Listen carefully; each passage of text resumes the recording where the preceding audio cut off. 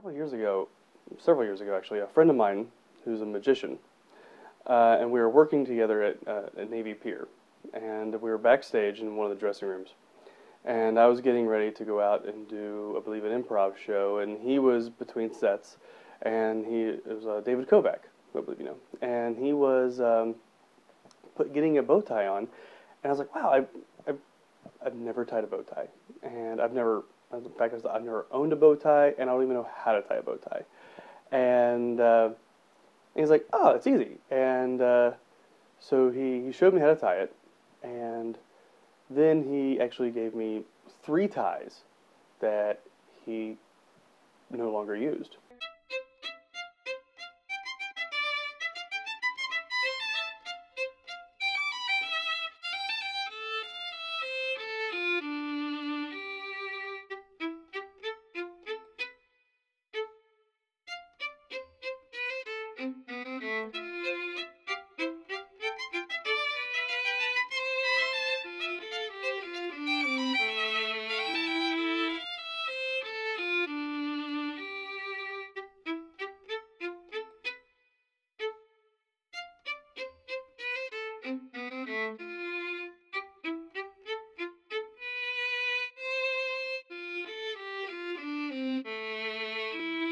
Hi, my name is Matt Engle. Born in Columbia, grew up in Chapin, and South Carolina. And I act, and I direct, and I design violence for stage. Stage combat, fight choreography, and stuff like that. So sword fighting, any type of hand-to-hand, and currently I have a knife fight that I'm working on. My mom made my dad a bow tie back in the 70s, which I actually still have right now. It doesn't fit me, but it's huge. It's this huge honking bow tie, plaid bow tie.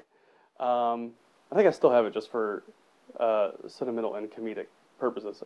Did your dad ever wear that bow tie? I don't remember him ever wearing that bow tie.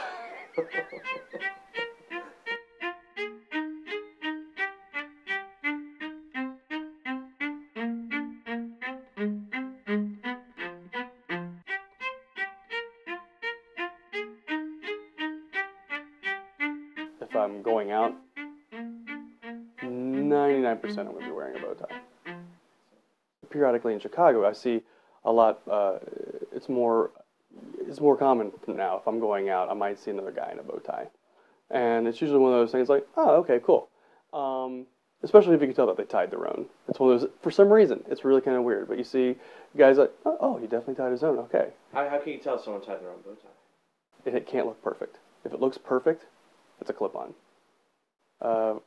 Look at the Matt Smith as Doctor Who right now. He's got this perfect burgundy bow tie. It's perfect. It's clip-on. It never changes. But it takes finesse. I think even with regular normal knots for long ties, some people think, okay, I'll just wrap it around, hoist it up.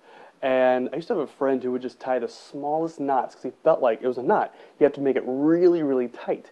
And that's just not the case with ties. It's more about finesse and trying to get the knot to look pretty, as opposed to getting it really tight so it doesn't come undone. And bow ties are the same way. It's all, you know. Once you get the shape, then it's just finesse, just trying to get back and forth.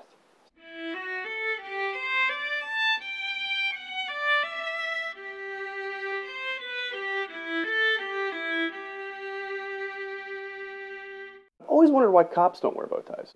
I don't know. If you wear a long tie, it's basically you're wearing a noose around your neck. You know, if you're a detective, and you think that'd be easier for someone to grab. Do you think people might not take someone who's an officer or detective wearing a bow tie as seriously? Yeah, they probably wouldn't take them seriously at all. Yeah, and going back to wearing bow ties on stage. For some reason, if you wear a bow tie on stage, an actual tying bow tie on stage, and you undo it, the audience will go nuts. I don't know why that is. Because like, oh, he tied that himself. Did you see that? He tied that himself. Oh my gosh. And also it's one of those things. I think it says something about the character. It's like, oh, that guy can actually, because not everybody can do it. So I think there's certain characters who are clip-on people, and there are characters who, oh, okay, this person's slightly eccentric. And then I think there was a period probably around, around the 60s where bow ties were associated with just geekiness. And I think with sort of what they call geek chic making a comeback, bow ties are coming back into fashion. Or it's not seen as strange to wear one.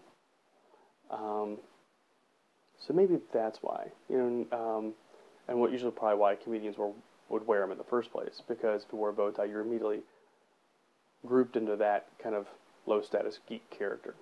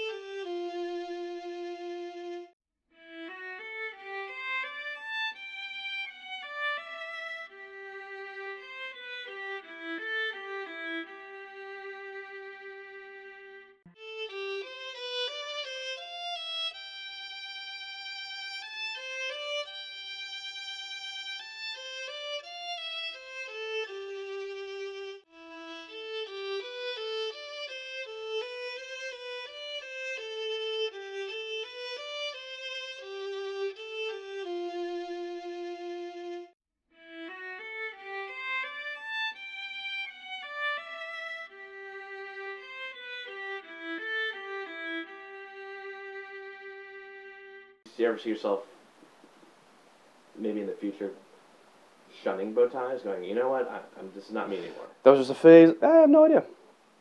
Yeah, maybe I'll move on to ascots.